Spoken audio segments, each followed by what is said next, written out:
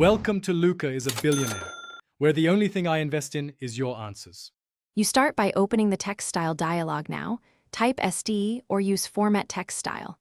Pick the font family and explain why. Consistency across drawings prevents trimmed labels and mismatched line heights. If you set height to 0, you can control size per object. Otherwise, set a global height for uniform notes. Once done, consider turning on annotative so text scales with viewport scale, making your labels readable at multiple plot scales without manual adjustment. Now you adjust sizes on actual text objects. Select single-line text and change height in the Properties palette so you see immediate results. This overrides the style height. For M text, open the text editor ribbon and set the point size precisely, which preserves paragraph formatting.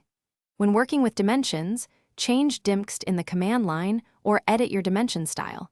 This keeps measurement labels proportional to dimension lines. Make sure to update styles rather than only individual object. To finish, regenerate the drawing with Region or REA so AutoCAD refreshes text display and plot previews.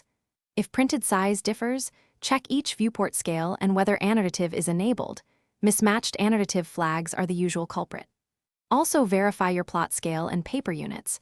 Wrong scale multiplies font size unexpectedly.